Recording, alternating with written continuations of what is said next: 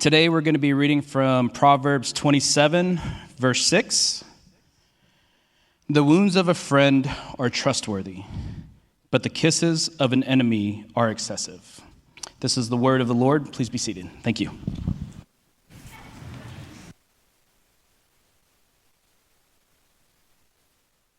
Well, good morning. My name is Avery, if I haven't gotten a chance to meet you. And if I have gotten the chance to meet you, it's still Avery. And it's great to see you, friends. Well, hey, I think every family, every person receives some generational wisdom that gets passed down to them through the generations. Such nuggets of wisdom like look both ways before crossing the road, don't touch a hot stove, don't eat yellow snow, right? These are just their universal truths. We don't really know where they came from. Somebody experienced them, learned a lesson, and just kind of passed it along. And we get to reap the benefit of that lesson. But I think there's another kind of wisdom that's a little weirder that also exists and gets passed down from generation to generation. And I think it's family wisdom. This is the kind of wisdom that usually it sounds a bit off or a little weird, especially to an outsider's ear. It might kind of sound or be worded like an inside joke to a family. It might be the kind of the product of a kind of a comedic tragedy or a lesson hard learned. But it also might be kind of the product of just time with family together. And so one of these nuggets of wisdom in my family growing up that I heard repeated often that I'll share with you today is never trust Wendell Cornell. Never trust Wendell Cornell. Now maybe you're sitting here and you know Wendell Cornell. I do not. I don't know Wendell Cornell. I'm sure if you know him, I'm sure he's a lovely guy. But Wendell Cornell in my family was synonymous with don't trust a bad influence. And Wendell Cornell to my dad was my dad's middle school best friend and bad influence. And so growing up, I heard repeated often, never trust a Wendell Cornell. You just can't trust them.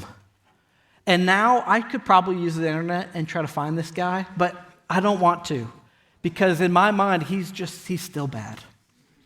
Never trust a Wendell Cornell. It was my dad's way of saying, hey, don't follow people who don't have your best interest in mind, even if they claim to be your friends. Right? A much more common way that we might say this is, hey, are you going to do something just because the people around you are doing it? Never trust a Wendell Cornell. Friendships are powerful. And they shape us. They're meant to shape us. Last week, Connor showed us in John 15 what a true friendship is supposed to look like. That it's self-sacrificing, that it's partnership in God's purpose.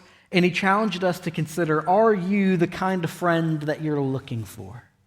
Are you the kind of friend that you're looking for? And as we kind of continue on this week, my question would be, so what kind of friend should I be looking for?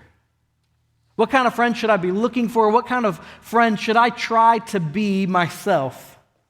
And as T just read to us, Proverbs 27:6 says, the wounds of a friend are trustworthy, but the kisses of an enemy are excessive. All right, some translations say but an enemy multiplies kisses. This verse describes two very different relationships, friends and enemies. Right, there's a contrast at play, but there's also a surprise, or what's meant to be a little bit of a surprise for us in here, in that it's the wounds from a friend and the kisses from an enemy. And maybe like you just like your personal space, and so you're like, yeah, that's exactly how an enemy would attack me. Excessive kisses, no thank you. But that's not what this is saying. Right? The wounds are positive. This is backwards from what we are often we're trained to assume or to think about those close to us or those relationships in our lives. We think that an enemy would want to hurt me to make me feel uncomfortable and a friend should only put me at ease and affirm me. But Proverbs flips that and say, in fact, that's not always the case. In fact, if your friends only ever affirm you, then they're not great friends in the first place. A true friend, Proverbs tells us, is willing to risk relationship for your ultimate benefit, while an enemy just butters you up, tells you what you want to hear, just leaves you in complacency. No need to move out of, no need to kind of shift or correct or change in any way. The wound of a friend might be a hard or honest conversation, pointing out a blind spot in your life, confronting a pattern that you've started to make excuses for. It could be asking you questions that you'd rather avoid. And the kisses of an enemy might be hollow praise or flattery, avoidance of acknowledging an issue in your life, ignoring the drift into dangerous territory or a dangerous pattern that's starting to form in your life.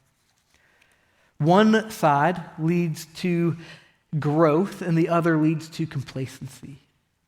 One side leads to protected character and the other side only protects our comfort. If this is what true friendship looks like, then it really matters who's close enough to us to have influence in our lives. Before you think this just gives us permission to be harsh or critical or blunt in the lives of people around us, this is describing someone who wisely uses their influence in someone's life to point that person to partner with God's purposes. This is exercising wisdom to help those around us understand how to live in God's world, God's way.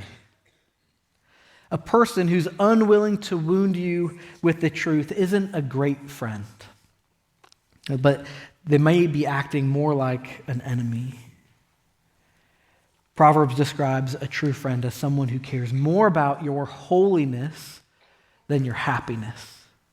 Right? A true friend cares more about your holiness than your happiness. When someone cares about you and is willing to share something that could hurt or risk a relationship, it's time to listen up to that person and not push them away. Sometimes in a moment of conflict, a moment that creates shame and guilt, maybe a moment of a lapse in judgment or even real sin in our lives, we sometimes can kind of push people away from us. We can kind of step back. Maybe it's fear of feeling more shame, more guilt, but we can kind of push people away. And maybe you've heard it, maybe you've said it yourself. I already know what they're going to say. I don't need to hear it. But it's actually better for us to have heard it than to keep them away. Because sometimes what we do is we push ourselves away and we embrace what makes us comfortable. And now we've only learned to be comfortable in our sin rather than experience freedom from it. And the Bible is incredibly honest with us about what happens when the wrong voices get too close. It's really honest about what happens when we put a little too much stock. We let the wrong voices carry a little bit too much weight in our lives. 1 Corinthians 15:33 says, Do not be deceived. Bad company corrupts good morals. Do not be deceived. Bad company corrupts good morals. I've never just woken up with a shift in my convictions. I never one day was like, man, today I want to be a faithful husband to one wife, and I want to be a sober-minded. And the next day I wake up and just, you know what? My convictions changed.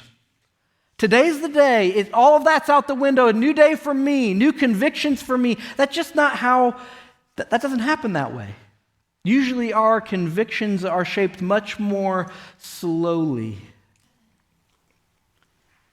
We spend time with people. They laugh at things, they tolerate things, they encourage, they praise, they avoid things, they normalize things. Most people's first time getting drunk, their first exposure to pornography, our first time experiencing with drugs or sexual sin or addiction, those things don't happen or start with a change in our convictions. Usually our convictions change later, sometimes even to justify the actions in the first place. Most of the time, those things, we're led into those things through relationships. Do not be deceived. Bad company corrupts good morals. Even with the best of intentions, the company you keep is stronger than the convictions you hold. That's what Proverbs tells us. That even with the best of intentions, the company we keep is stronger than the convictions we hold. And day by day, our convictions are being softened or strengthened by the closest people in our lives, for the good or bad. And it can be positive, right? I don't want to say it can't be, but the proverb here is warning of a danger that can corrupt.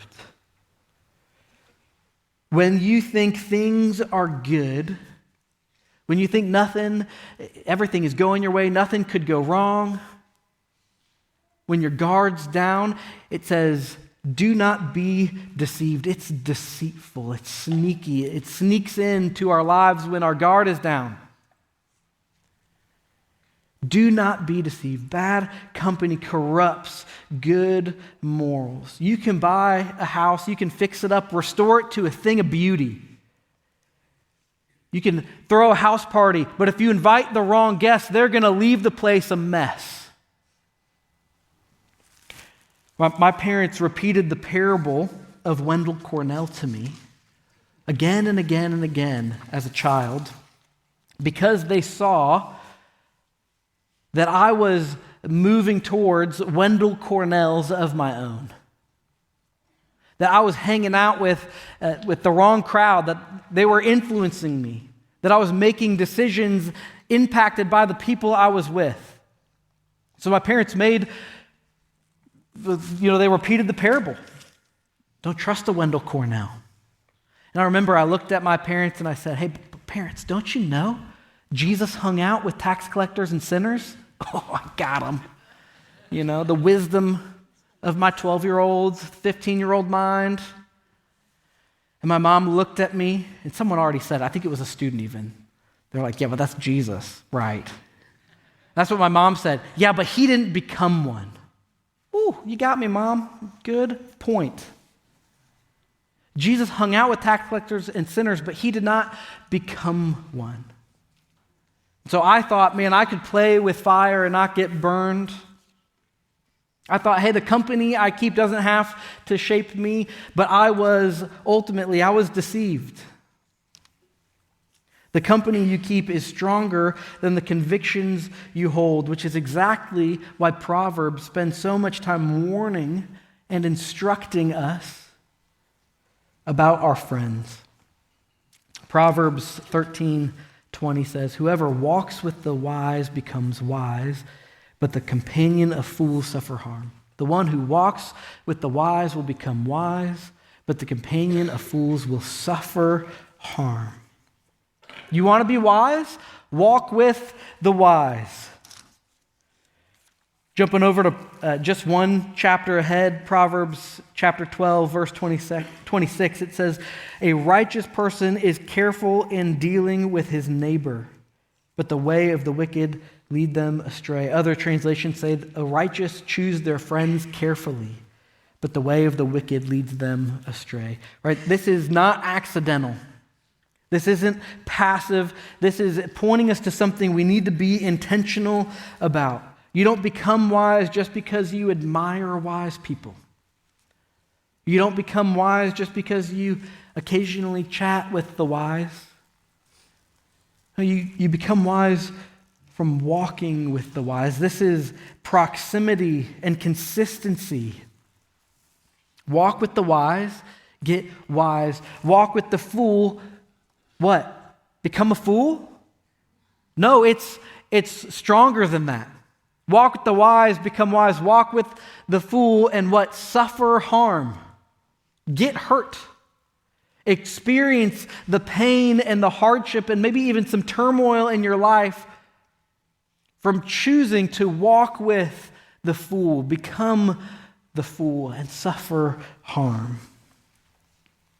The closest friends shape who you become.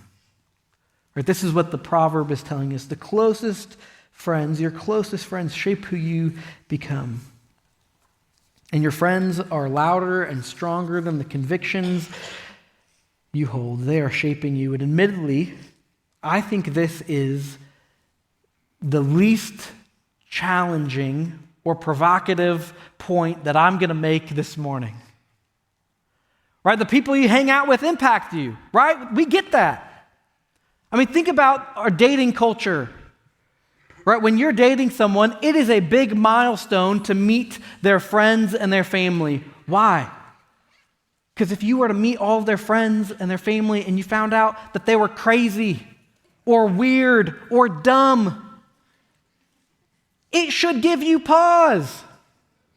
You should at least double take and think, ooh, did I miss something about them? When you go to meet the person you're dating's family and you pull up in your car to the front door and you see a yard sign, whatever it says, you're going to think, did I see that in this person?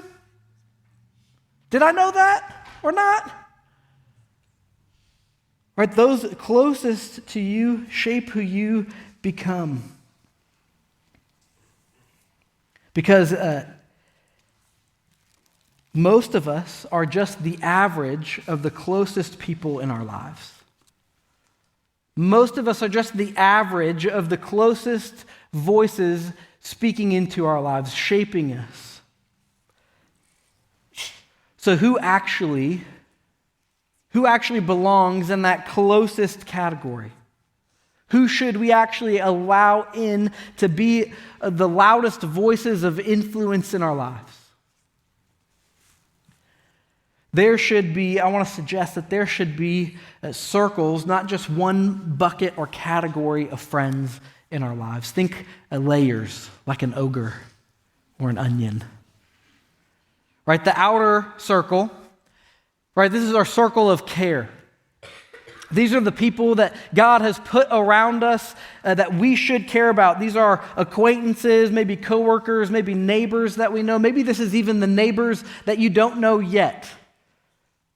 Right? People that you are kind to, but not shaped by. People, maybe like your fourth grade friend that you haven't seen in a long, long time, but if you were to pick up the phone, you'd chat and have a great time with, right? You care about them, but they maybe don't have so much influence in your life. Maybe it's people even on Facebook. What they say, what they post, right? No one's probably like, I saw a Facebook post today, it ruined my whole day. If that is you, I'm so sorry, we could talk. But these are people we're called to care for, care about, but probably don't have a whole lot of influence directly in our lives. The next circle is those that maybe start to carry some influence. Maybe our voice might even have a little bit of influence in their life, and this is kind of the starting point of influence. These are still friends, but maybe they're a little less influential. They likely still hold a similar worldview. Right? This might be, like I said, this could be your fourth grade friend that moved away, but you guys still chat regularly and often. Right? But because of proximity, because of literal geographic distance, they may not be in the core, because the core is the highly trusted, the influential, those who you've given explicit access to your life. And even if you didn't give them access to speak in, they would see things, they would notice things, they would ask you questions. Who is that? Who's close enough to you to notice what's happening in your life?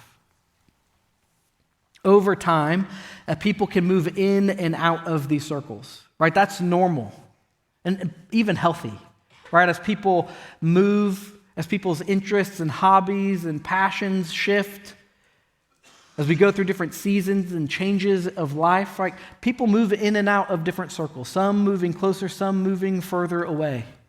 Right? That's normal, but what's a problem is when the circles collapse all together and everyone gets inner circle voices into our lives. Because proximity leads to intimacy. The closer someone is to you relationally, the more they begin to shape you, the more they begin to shape what feels normal, the more they begin to shape what feels acceptable, what is acceptable, the more they begin to shape what you eventually justify or even defend. So let me ask you, are your friends headed where you want to go? Are your friends headed where you want to go? Your friends will determine your direction. Right? The Bible's so helpful. It uses the analogy in places like Hebrews chapter 12 of a race. Right? And if this was, one way to ask this question is, who's running the same race that you're running? Who has the same end goal? Who's pursuing the same things? So who's running the same race in the same direction? Right? Some of the people in our lives that we see running that race, running the same race in the same direction, some of them will be friends, some of them will be mentors, some of them will be coaches for a time, for a season, or for a lifetime. Right? If this was another message, I tell you, some of them will be cute. That's who you run up next to, link arms with, and marry, and continue running the race with. Right, to give you some other words of wisdom from my family, especially this first row, you students, the most important decision you could ever make in your life is following Jesus. The second is who you marry, because they are the closest relationship that are going to impact this pursuit. But the same is true for all of us. The same is true for all of us in all the relationships in our life. Who's running in the direction that you want to go as well? Who's running the same race in the same direction? Instead of choosing friends based on convenience, history, fun, we can choose based off of direction. And not everyone belongs in your inner circle. You can be friends and you can be friendly with a lot of people, but only a few people should have direct influence over your direction, your decisions, your values. So let me ask you, do your closest friends share your values or just your interests? Do your closest friends share the same values or just your interests? Are they helping you become more of who you want to be? More of who God might be calling you to be? Or are they inviting you or pulling you in a different direction? Who has the loudest voice in your decision making? Who has the loudest voice in your decision making? Have you given someone access? Whose opinion do you seek? If you were to start to drift spiritually, who would notice? If you were to start to drift spiritually, are there people in your life that would notice and that would ask, what's going on? Who is that for you? If you are hearing me, you might feel a tension in this. Because aren't we meant to be salt and light in the earth? Wasn't Jesus friend to sinners? Aren't we called to make disciples of all nations? Aren't I called to go to all people in all places and care for them and share the gospel? And yeah, you are. And yeah, Jesus is. So what do we do with this tension? Because I'm not telling you that you can't be friends with people outside the church. Obviously, we're still called to love and care for and go to the world as a friend. But if you want to be the kind of friend the world needs, you can't let the world be the voice that's shaping you. There's no substitute. We've been given something to listen to help shape us in God's word and in God's people. If the people closest to you are pulling you away from Jesus, and you are refusing to create distance because you don't want to feel disloyal to them, then you aren't loving them well in the first place. And I know that sounds harsh. I know that's challenging, but I'll say it again. If the people closest to you are pulling you away from Jesus and you are refusing to create distance because you think it would be disloyal, then you're not loving them well in the first place. You're showing them a version of Christianity that doesn't actually change anything. You're showing them a watered-down gospel, a gospel that doesn't need to change or impact the way you live. A gospel that tells them that you can claim Christ and it doesn't change or affect your life. It doesn't change how you work or how you spend your time. It doesn't affect how you spend your money, your resources. None of that needs to be affected. And that's not loyalty. That's not love. And this brings us back to Proverbs 27:6. The wounds of a friend are trustworthy. The wounds of a friend are trustworthy, but the kisses of an enemy are excessive. Are you allowing there to be closeness relationally, but by means of excessive kisses, where there needs to be gentle truth? A true friend cares more about your holiness than your happiness. A true friend cares more about the holiness than just the happiness of those around them. The reason we know what this kind of friendship looks like is because this is exactly what Jesus has shown us. That he loved us enough to tell us the truth about our sin. That separated us from a perfect, holy, loving God. And he loved us enough to do something about it. He loved us enough not to leave us comfortable in our sin, not to let us get comfortable in our sin, our distance, drifting, separated apart from God. But he did something. He came to the earth and lived a perfect life you and I couldn't live and died a death that you and I deserved. He loved us enough to be wounded for us so that we could be healed. Isaiah 53 says, he was pierced for our transgressions. He was crushed for our iniquities. The punishment that brought us peace was upon him. By his wounds, we have been healed. By his wounds, we have been healed. On the cross, Jesus took the wounds that our sin deserved, the punishment for our sin that we deserved, so that we could be brought into relationship with him. So let me ask you, who has God placed in your life to help shape you into someone who actually follows him? Who has God put in your life to help shape you into someone who's actually following him? And is that who's currently shaping you? Or is there a change needed? Is there a different voice that you need to listen to? Is there a distance that needs to be created or a gap that needs to be closed?